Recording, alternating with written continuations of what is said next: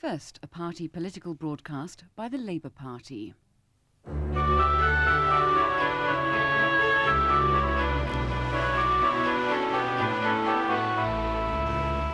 Things are moving rapidly in Europe. In 3 weeks, the single market will become a reality. For the first time, people and goods will be able to move freely around Europe. As the current president of the European Community, John Major has had a golden opportunity to steer Britain and Europe towards a more prosperous future. In the European Parliament, the Socialist Group, which includes the Labour Party's MEPs, has been calling for action on jobs and growth. But John Major has seized no initiative, shown no leadership. What's actually happened during his presidency? In August, unemployment rose to its highest level for 5 years. Britain now has the fastest rising unemployment in the whole of the European Community. In September, Britain crashed out of the ERM, the pound was devalued, and the government's entire economic policy was stood on its head. In October, the government proposed to sack 30,000 miners until the British people said, enough. Chaos and gross inaction have been the hallmark of the British presidency. It's been a terrible waste. The Labour Party and the Socialist Group in the European Parliament want to make Europe more than just a marketplace for business.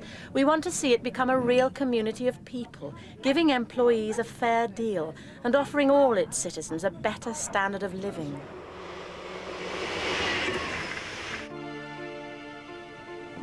But it won't happen in Britain if the Conservatives get their way. We'll be shunted onto the sidelines of Europe because John Major has opted out of those parts of the Maastricht Treaty that give rights to people at work. Until we sign up to the treaty's social chapter, we'll remain on the sidelines. In much of Europe, part-time workers have the same rights as full-time workers, the same entitlement to holiday and sick pay, the same redundancy rights. The European Community proposed to extend these rights throughout Europe to include Britain's 6 million part-time workers, but the Conservative government blocked the proposal.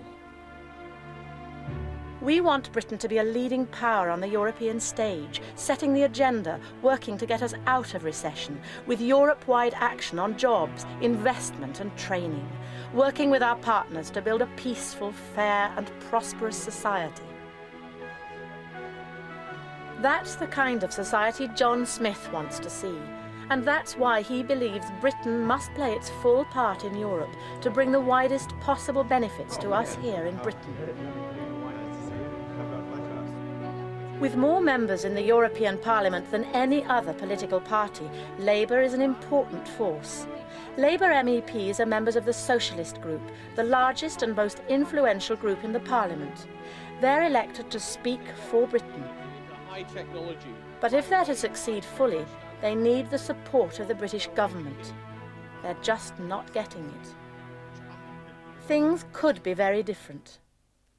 What is needed is active government at home to rebuild the industrial strength of our domestic economy.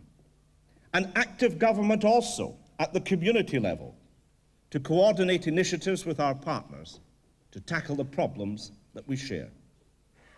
Why have we seen no concerted action at all to bring down unemployment, the biggest problem facing the whole of Europe today?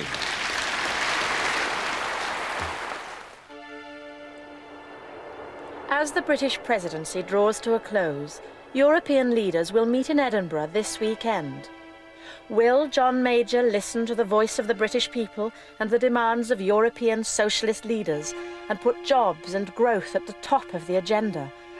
Will he put Britain on the main line to economic recovery?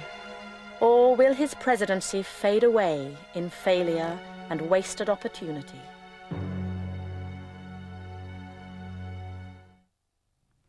That was a party political broadcast by the Labour Party.